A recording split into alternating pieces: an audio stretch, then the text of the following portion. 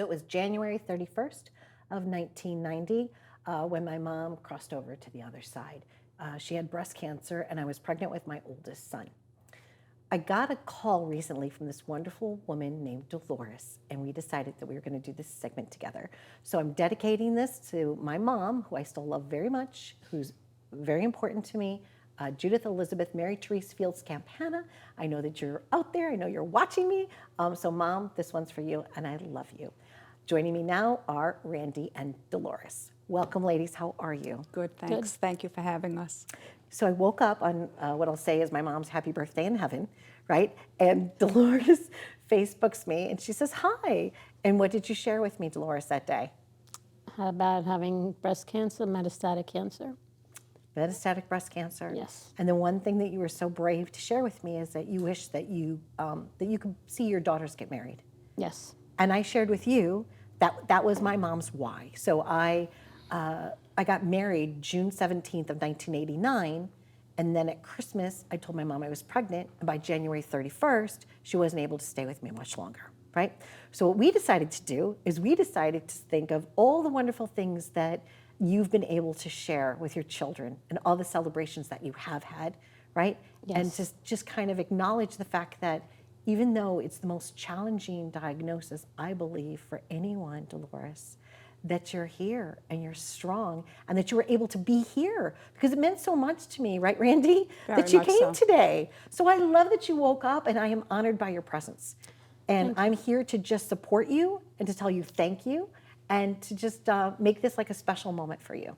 And for Randy, you know, I was sharing now that our show after 15 years is coast to coast. We're now in 25.1 million households, coast to coast. We're in like Seattle and Pittsburgh and Dallas and Fort Worth and Detroit and Seattle and Atlanta and New York still.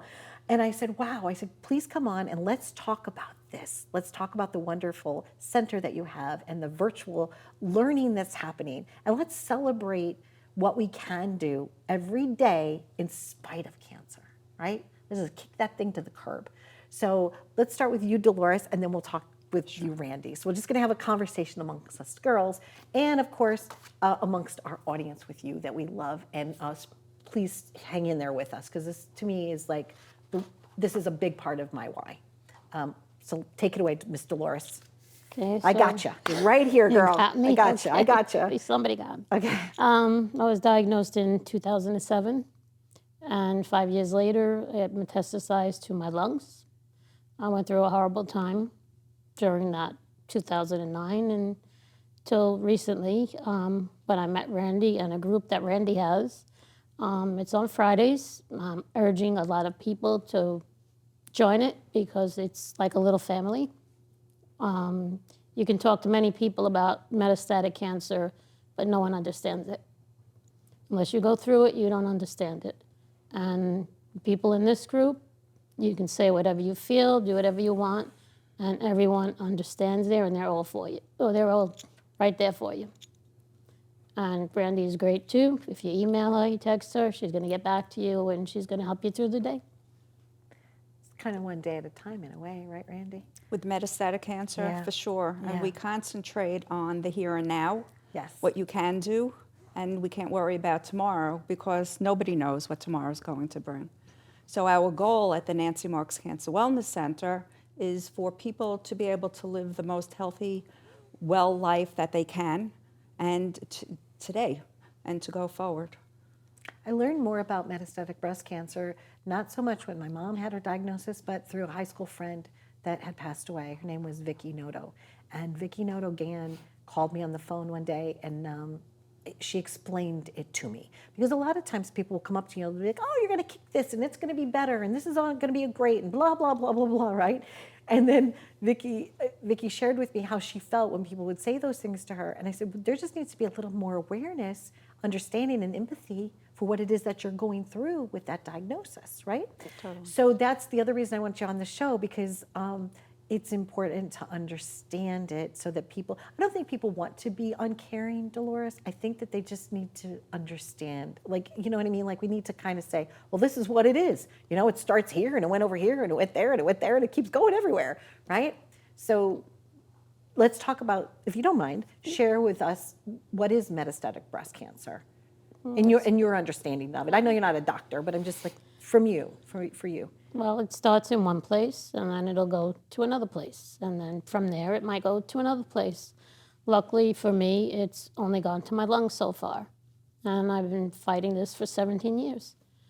But people don't understand. They'll tell me how great I look, no matter what. And what really gets to me is they don't understand the times that I'm laying in bed, or the times I'm crying, or the times I can't sleep, and the pain I'm in every single day. You know, being on these chemo pills and the other medications we're on, it's not a joke. Yeah. And people just don't get it. Like, why can't you go walk? Why can't you do this? Just listen to me for once and understand what I'm trying to tell you. And then that's when I start getting upset and mad, because even my own family doesn't understand it. Okay. They can see the way I am, but they still don't get it. And unless you walk in my shoes or anyone else's shoes, you're not going to get it.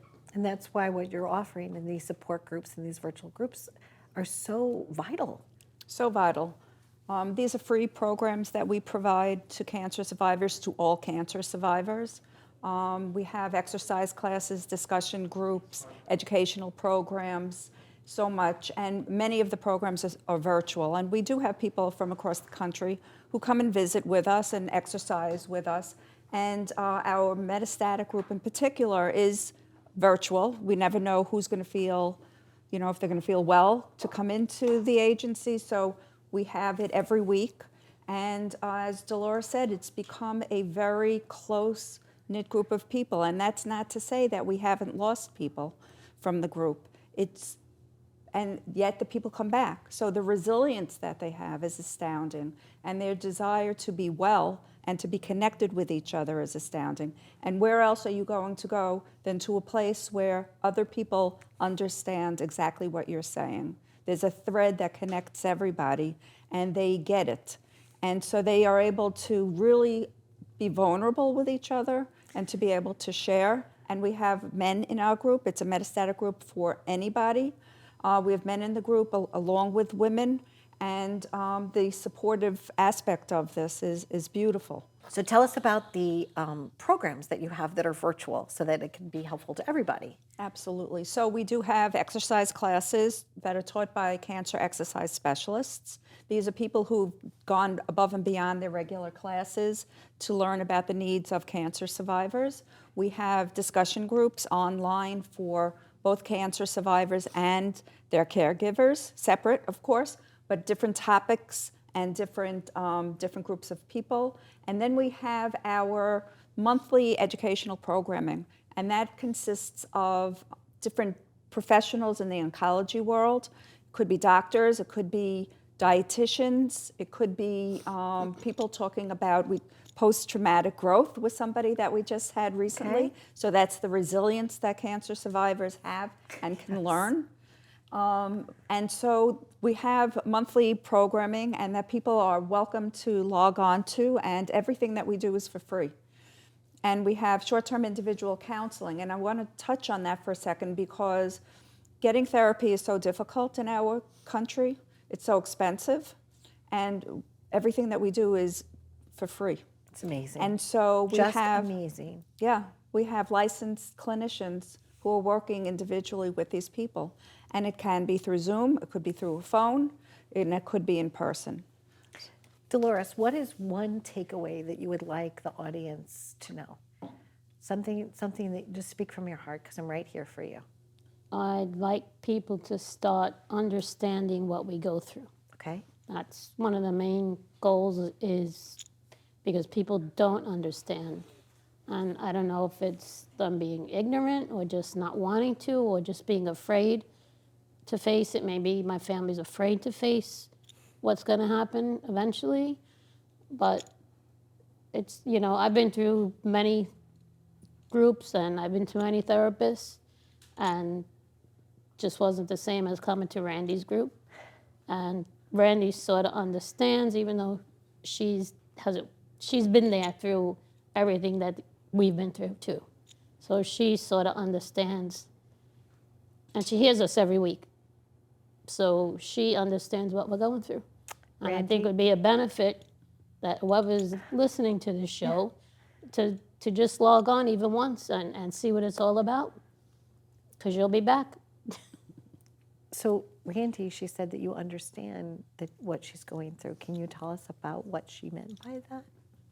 Well, I understand to the best of my ability. Okay. As a non-survivor, I've been doing this for 16 years, and I work with people every single day listening to their stories. And so many of them have wonderful and positive outcomes. And then there's the far end of the spectrum of people who are unable to complete the battle, or so to speak, to finish that battle. And we're there for them during those times as well. Everything else in between that's needed. And people come to us, and it's not just cancer. It's family issues, it's monetary issues. Cancer affects the brain, the spirit, the body. It's unbelievably overtakes everything in your life. And everybody in your life, especially like with Dolores, prays that you're back to who you were before. And you can't be, but you can be the best version of yourself today.